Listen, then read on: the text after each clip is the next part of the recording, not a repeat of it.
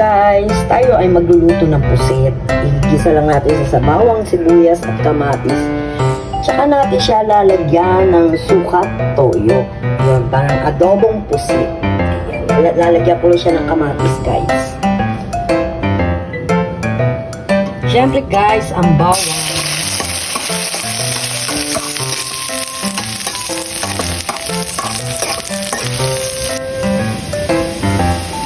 Siyempre, ang sibuyas guys, ay adobong pusit. Ang kamatis para siyempre, gigisa natin sa kamatis. Kaya mga bata, may bago na naman tayo.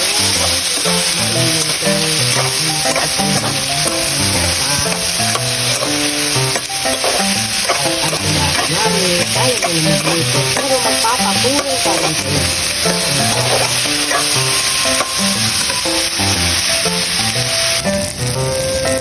At konting paminta guys. Yan. Siyempre guys, lagyan na natin pusit. Ang pusit na makarang. Yan.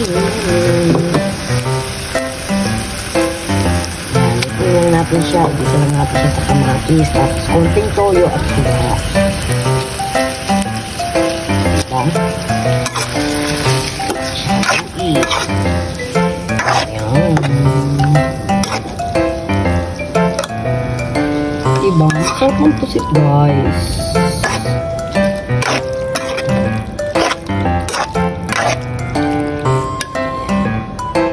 Guys, so na. So maya-maya lagyan natin ang toyo at suka ng konti. Ayan, lagyan na natin siya ng toyo guys. Konti lang para hindi siya ganun kaalat. Mamaya, suka naman. Para siya malalasa. Dahil sa adobo nga siya, kailangan ng toyo. Diba mga bata? Ayan guys, suka naman. So ayan, tayo natin siya kumulo ng kumulo hanggang sa maluto siya. So ayan, goods na yan guys. Masarap na yan. Ayan na siya guys. Ayan na siya guys, goods na siya. Pwede na tayong kumain. Ayan, ayan. Lalo na siguro guys, lagyan mo ito ng konting baboy, tapos halo na mas masarap guys.